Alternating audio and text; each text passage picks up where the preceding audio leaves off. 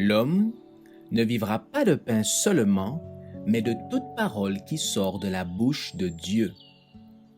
Voici votre moment de méditation quotidienne.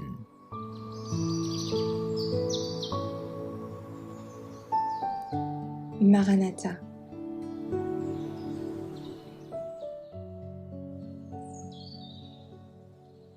Le 10 avril.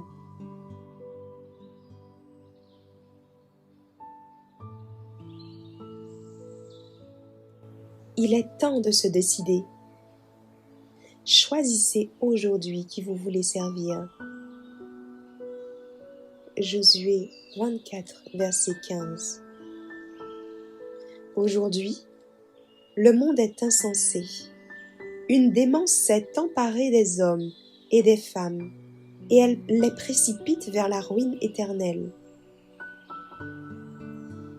Toutes sortes de complaisances dominent, et les êtres humains se sont tant enracinés du vice qu'ils n'écoutent ni les appels ni les avertissements.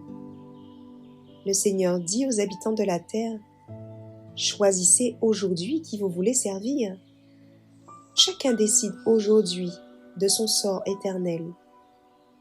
Les hommes ont besoin de se réveiller pour se rendre compte de la solennité de l'époque actuelle, car le temps de grâce touche à sa fin.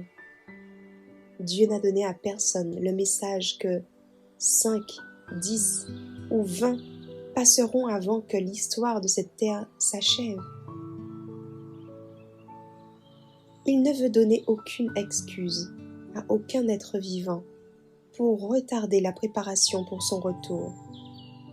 Il ne veut pas que quelqu'un dise, comme le serviteur infidèle, « Mon maître tarde à venir », car ceci conduit à la négligence téméraire des opportunités et des privilèges qui nous sont donnés, afin de nous préparer pour ce grand jour.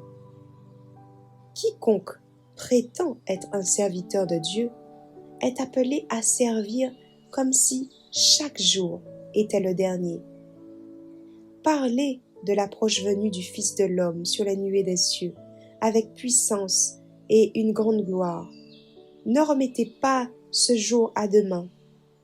Telle est la préoccupation que chacun doit avoir. Mes péchés sont-ils pardonnés? Christ, le porteur du péché, a-t-il ôté ma culpabilité? Ai-je un cœur immaculé, purifié par la justice du Christ? Malheur à l'âme qui ne cherche pas son refuge en Christ. Malheur à ceux qui, d'une certaine manière, détournent les esprits de l'œuvre et poussent une âme à être moins vigilante maintenant. La grande tâche à laquelle nous ne devrions pas dévier notre esprit consiste à vérifier quelle est notre situation personnelle face à Dieu. Nos pieds se tiennent-ils fermement sur le rocher des siècles? Nous cachons-nous dans le seul refuge? La tourmente approche comme une furie implacable. Sommes-nous préparés à l'affronter? Sommes-nous un avec Christ, comme il l'est avec son Père? Sommes-nous héritiers de Dieu et co-héritiers avec Christ? Le caractère de Christ doit être le nôtre. Nous devons être transformés par la rénovation de notre cœur. Notre sécurité consiste en cela. Rien ne peut séparer un chrétien vivant de Dieu.